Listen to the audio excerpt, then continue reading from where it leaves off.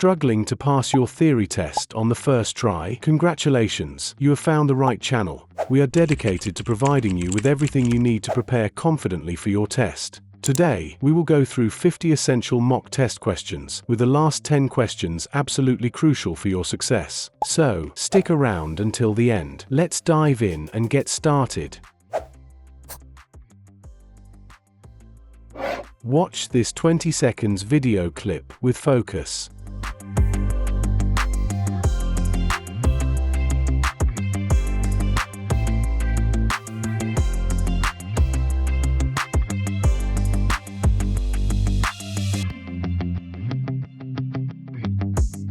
Question 1. Why is it dangerous to overtake near a junction?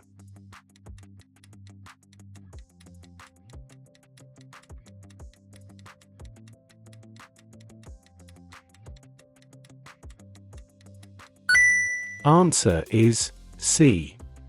A driver waiting to emerge might not see you. It can be difficult for a driver emerging from a junction to see other road users. A vehicle that's overtaking might be hidden from the emerging driver's view, especially if the vehicle being overtaken is large, such as a lorry or coach. When you overtake, choose your time and place carefully. Question 2. What is the speed limit on this road for the car towing the caravan?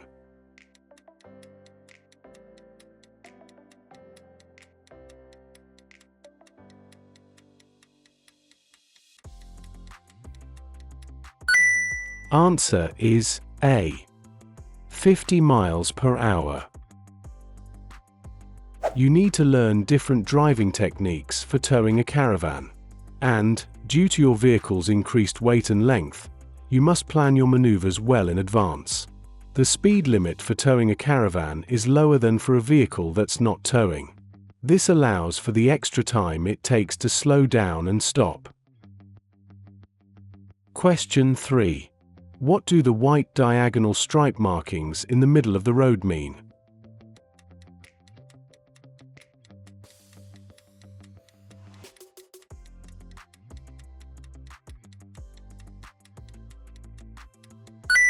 Answer is D.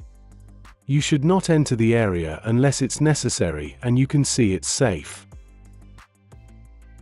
Diagonal white stripes edged by broken lines are used in the center of the road to separate traffic going in opposite directions. They're called hatched markings and are often used at junctions. You should only enter a hatched area bordered by a broken white line, if it's necessary and safe to do so. Question 4. How can you make sure that a satellite navigation, sat-nav, system doesn't distract you when you're driving?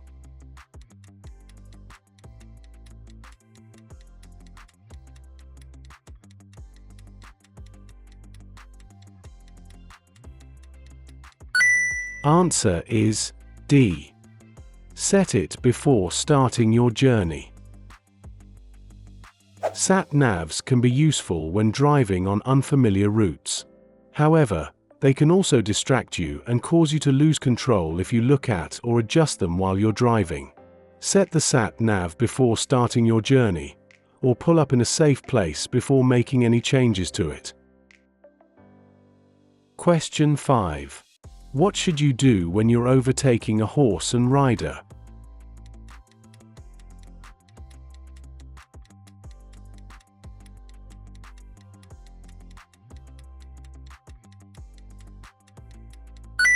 Answer is D.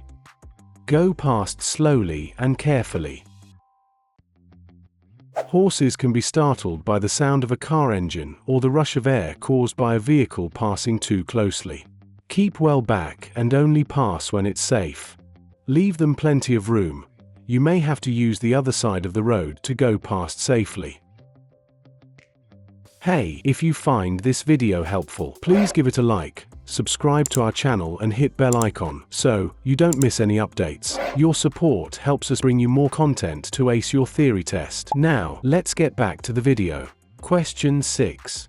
What should you do if you're driving a slow-moving vehicle on a narrow winding road?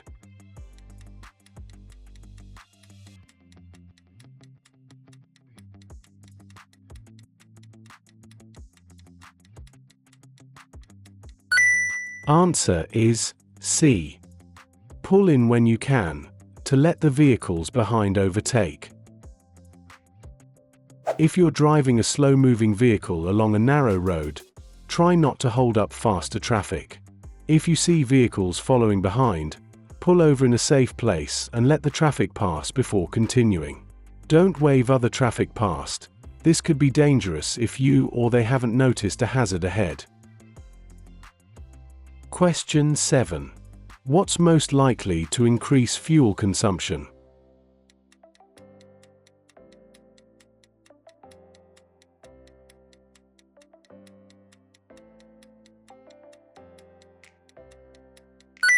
Answer is B. Harsh braking and accelerating. Accelerating and braking gently and smoothly will help to save fuel and reduce wear on your vehicle. This makes it better for the environment too. Question 8. If you're involved in a collision, what will reduce the risk of neck injury?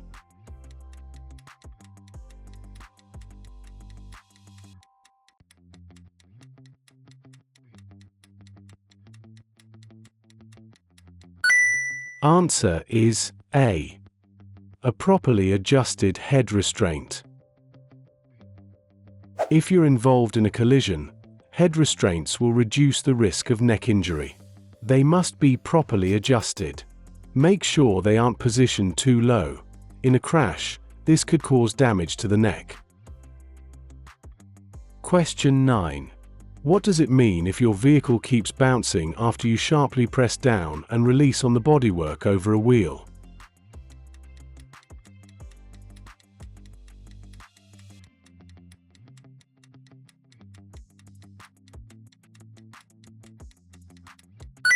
Answer is D. The shock absorbers are worn. If you find that your vehicle bounces as you drive around a corner or bend in the road, the shock absorbers might be worn. To test your shock absorbers, sharply press down and release above each wheel. If the vehicle continues to bounce, take it to be checked by a qualified mechanic. Question 10. How should you drive when you're driving along a road that has road humps?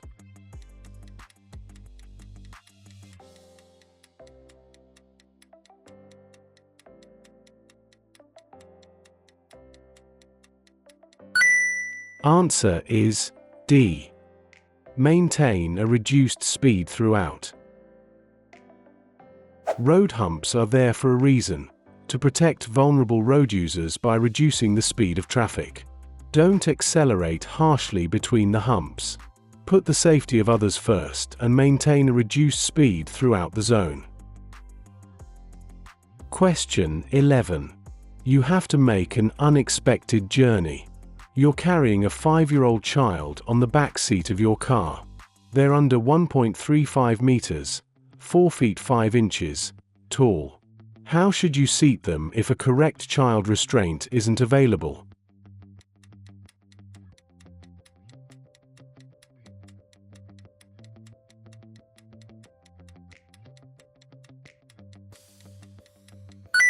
Answer is D. Using an adult seat belt. In journeys of unexpected necessity, and when a correct child restraint isn't available, the child must sit on the rear seat and use an adult seat belt. In a collision, unrestrained objects and people can cause serious injury or even death. Question 12. How much can stopping distances increase in icy conditions?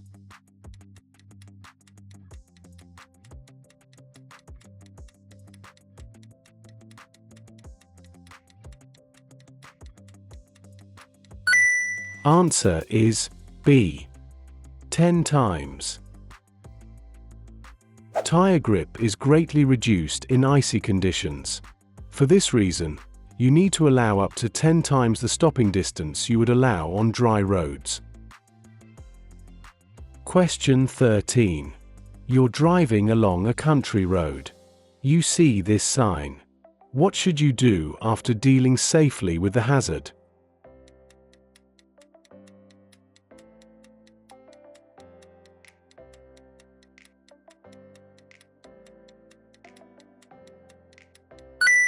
Answer is D. Test your brakes. If your brakes have been thoroughly soaked, you should check that they're working properly before you build up speed again. Before you do this, remember to check your mirrors and consider what's behind you. Question 14. You're approaching a crossroads. What should you do if the traffic lights have failed?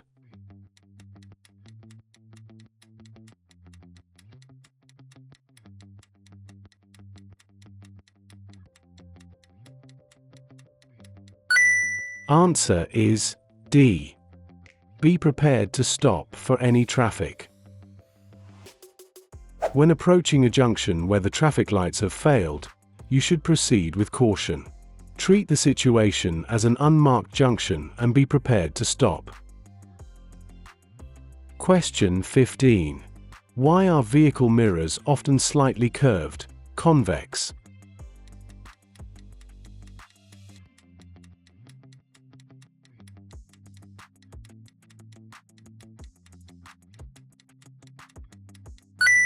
Answer is B. They give a wider field of vision. Although a convex mirror gives a wide view of the scene behind, you should be aware that it won't show you everything behind or to the side of your vehicle. Before you move off, you'll need to look over your shoulder to check for anything not visible in the mirrors. Question 16. Why should you slow down as you approach this hazard?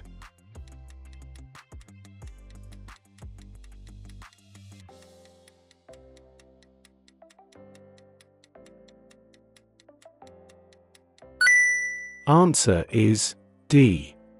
Because of the level crossing. You should be slowing down and selecting the correct gear in case you have to stop at the level crossing. Look for the signals and be prepared to stop if necessary. Question 17. What should you do if you begin to feel drowsy while you're driving?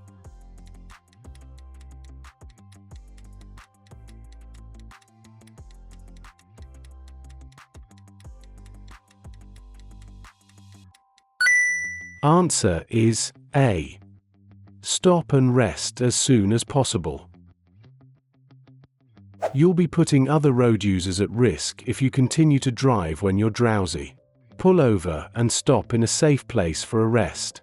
If you're driving a long distance, think about finding some accommodation so you can rest for longer before continuing your journey. Question 18.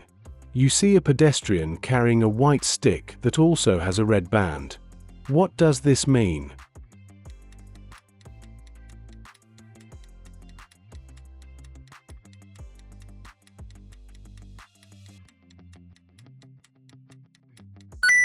Answer is A.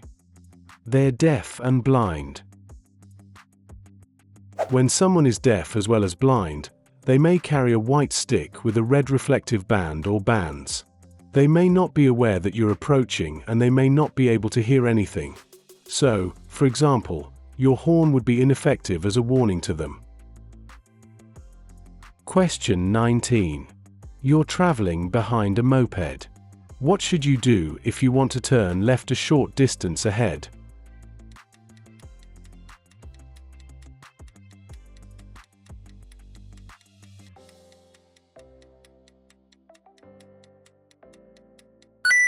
Answer is B. Stay behind until the moped has passed the junction. Passing the moped and turning into the junction could mean that you cut across the front of the rider. This might force them to slow down, stop, or even lose control. Stay behind the moped until it has passed the junction and then you can turn without affecting the rider. Question 20. You're following a cyclist. What should you do when you wish to turn left a short distance ahead?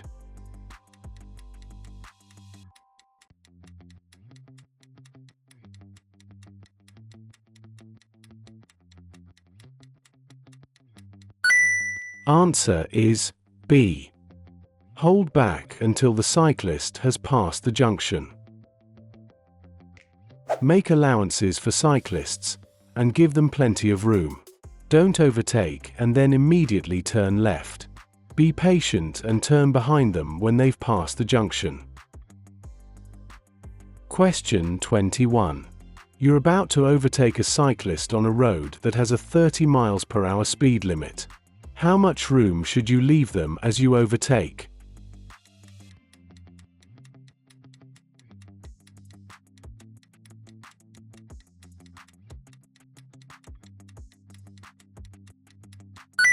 Answer is B. At least as much room as you would if you were overtaking a car. You should leave cyclists at least as much room as you would if you were overtaking a car. Leave them more room if you're overtaking at speeds over 30 miles per hour. Question 22. When may you wait in a box junction?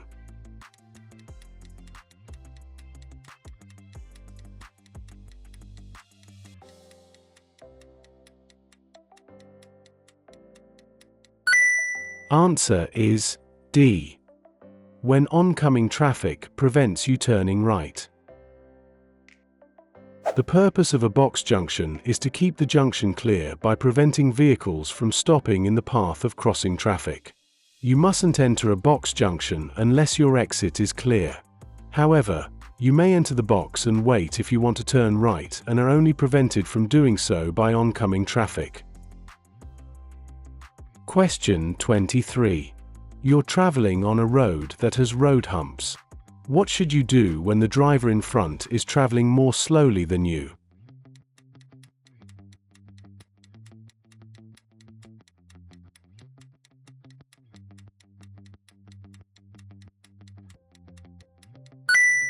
Answer is A. Slow down and stay behind. Be patient and stay behind the car in front. You shouldn't normally overtake other vehicles in areas subject to traffic calming. If you overtake here, you may easily exceed the speed limit, defeating the purpose of the traffic calming measures. Question 24. Which lights should you switch on when daytime visibility is poor but not seriously reduced?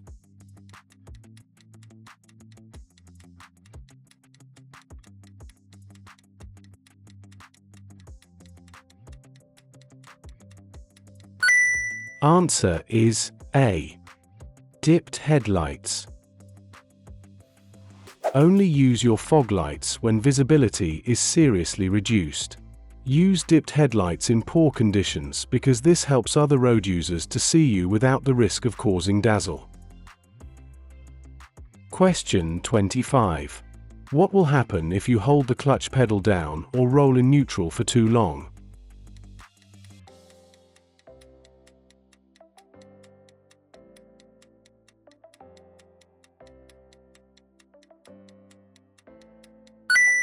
Answer is A. It will reduce your control. Holding the clutch down or staying in neutral for too long will cause your vehicle to freewheel. This is known as coasting, and it's dangerous because it reduces your control of the vehicle. Hey, if you find this video helpful, please give it a like, subscribe to our channel and hit bell icon so you don't miss any updates. Your support helps us bring you more content to ace your theory test. Now, let's get back to the video. Question 26. What do these motorway signs mean?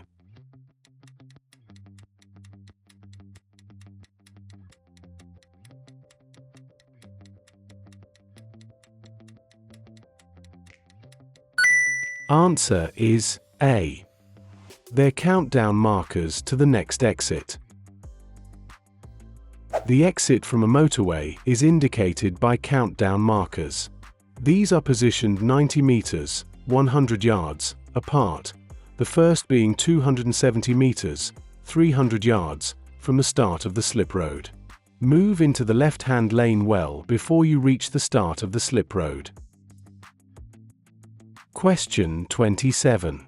What color are the reflective studs between the lanes on a motorway?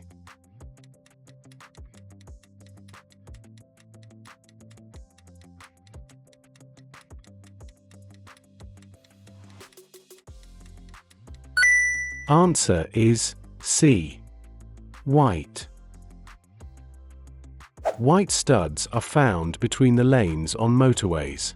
They reflect back the light from your headlights. This is especially useful in bad weather, when visibility is restricted. Question 28. Where should you stop to rest if you feel tired while you're traveling along a motorway?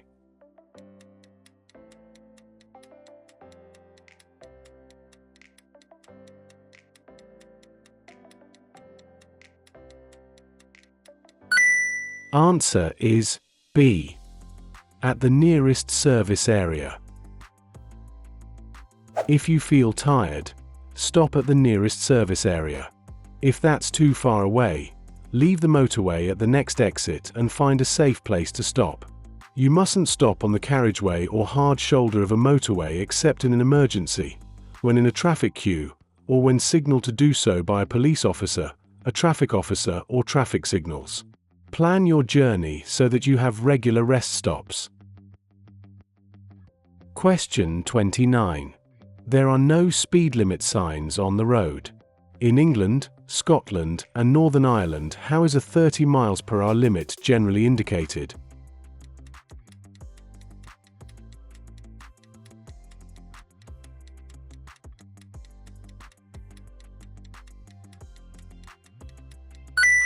Answer is A.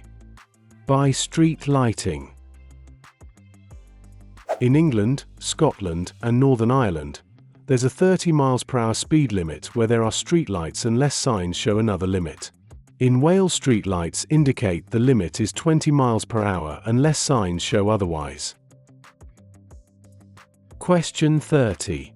Where may you overtake on a one-way street?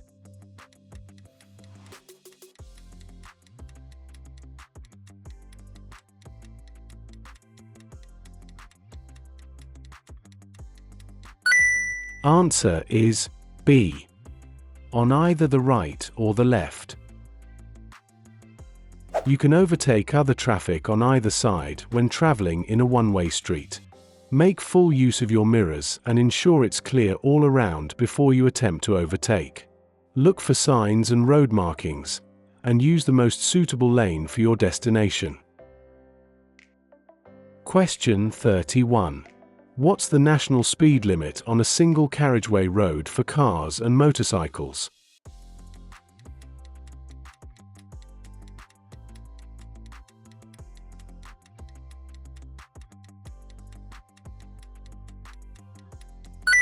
Answer is C. 60 miles per hour. Exceeding the speed limit is dangerous and can result in you receiving penalty points on your license. It isn't worth it. You should know the speed limit for the road that you're on by observing the road signs. Different speed limits apply if you're towing a trailer. Question 32. What's the speed limit for a car towing a caravan on a dual carriageway?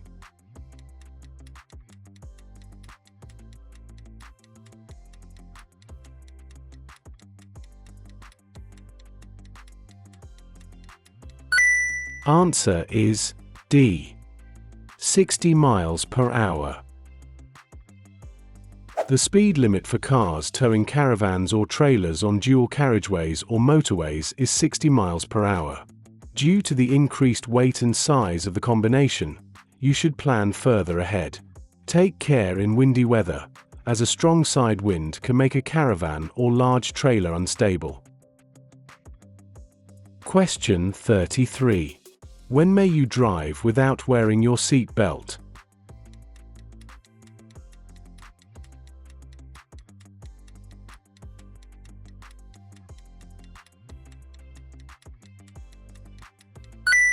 Answer is A.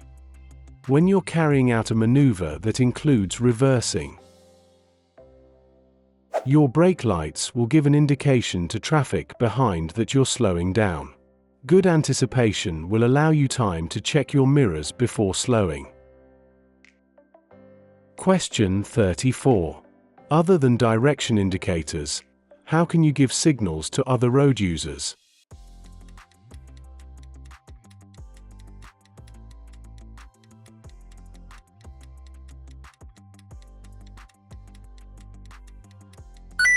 Answer is B.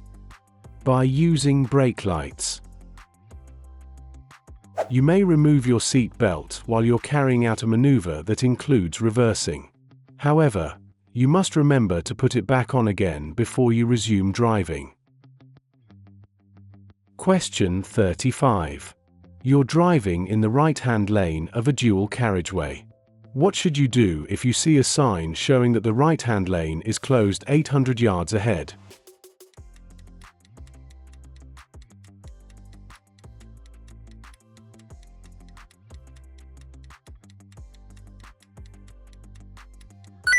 Answer is A. Move to the left in good time. Keep a lookout for traffic signs. If you're directed to change lanes, do so in good time. Don't push your way into traffic in another lane or try to gain advantage by delaying changing lanes. Question 36. What does this sign mean?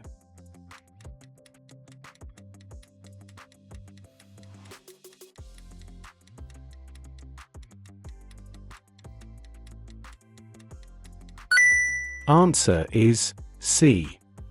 End of restricted parking area. Even though you've left the restricted area, make sure that you park where you won't endanger other road users or cause an obstruction. Question 37. What does this sign mean?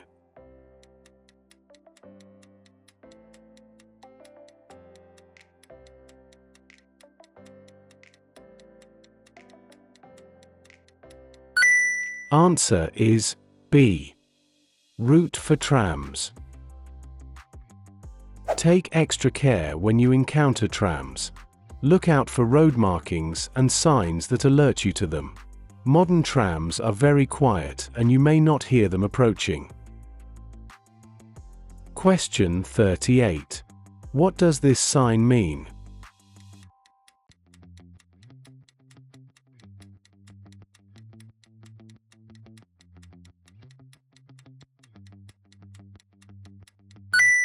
Answer is C.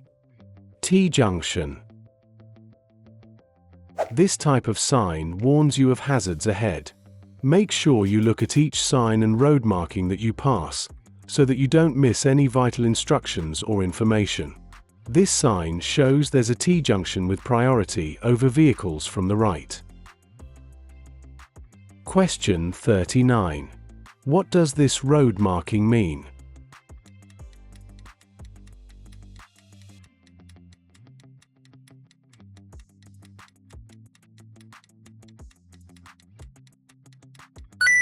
Answer is D. You're approaching a hazard. A single broken line along the center of the road, with long markings and short gaps, is a hazard warning line. Don't cross it unless you can see that the road is clear well ahead. Question 40. What does this sign mean?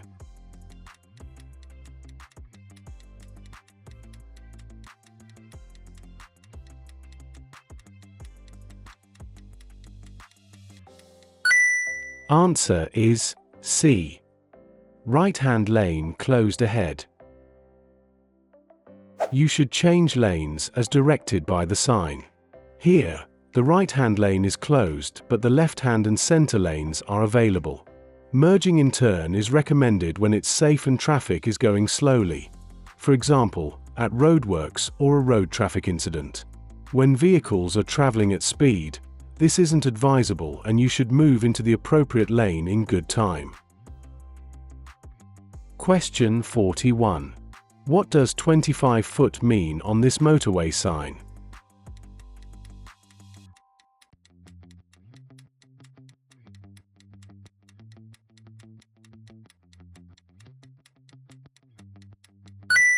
Answer is D. The number of the next junction. Before you set out on your journey, use a road map to plan your route. When you see an advance warning of your junction, make sure you get into the correct lane in plenty of time. Last-minute harsh braking and cutting across lanes at speed is extremely hazardous. Question 42. Which signal tells you that the car you're following is going to pull up?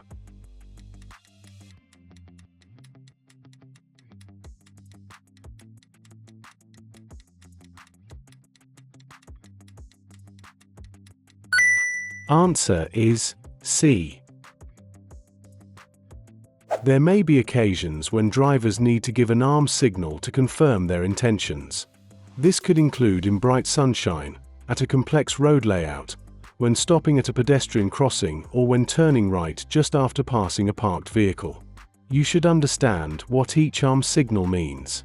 If you give arm signals, make them clear, correct, and decisive. Question 43. How should you give an arm signal to turn left?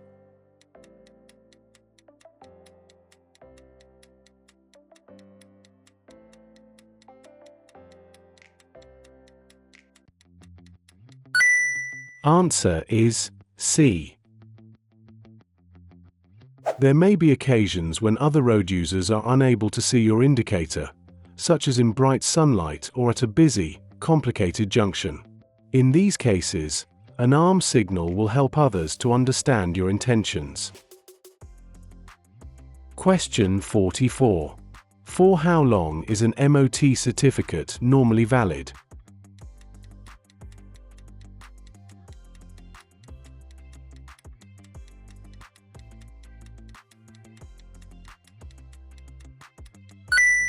Answer is B. 1 year after the date it was issued. Some garages will remind you that your vehicle is due for its annual MOT test, but not all do.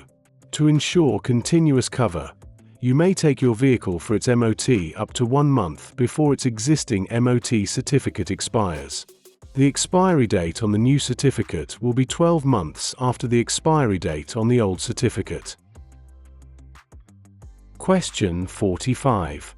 What does it mean if your insurance policy has an excess of £500?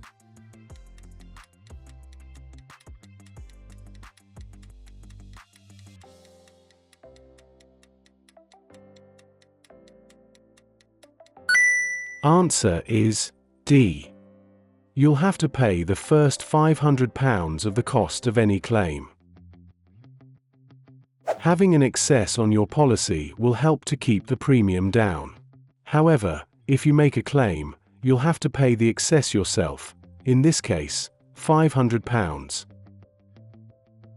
Hey, if you find this video helpful, please give it a like, subscribe to our channel and hit bell icon so you don't miss any updates. Your support helps us bring you more content to ace your theory test. Now, let's get back to the video. Question 46. At an incident, it's important to look after any casualties. What should you do with them when the area is safe?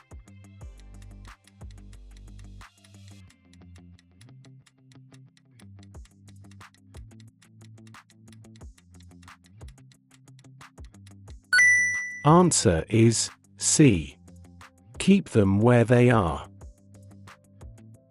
When the area is safe and there's no danger from other traffic or fire, it's better not to move casualties. Moving them may cause further injury.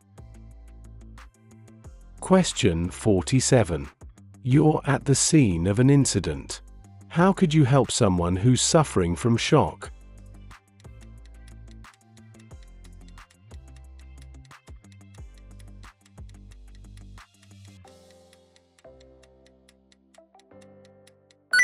Answer is B. Reassure them confidently. If someone is suffering from shock, try to keep them warm and as comfortable as you can. Don't give them anything to eat or drink, but reassure them confidently and try not to leave them alone. Question 48. How will a heavy load on your roof rack affect your vehicle's handling?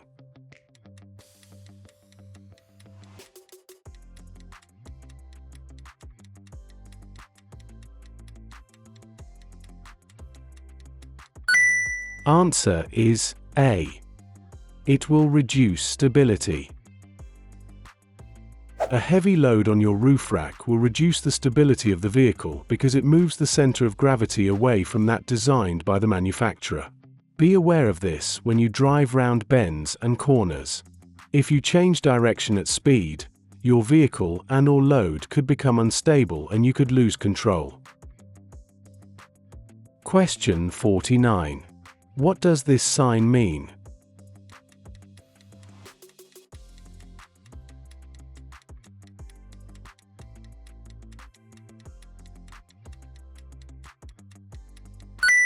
Answer is D. Separated track and path for pedal cycles and pedestrians. Separated track and path for pedal cycles and pedestrians. Question 50. What does this sign mean?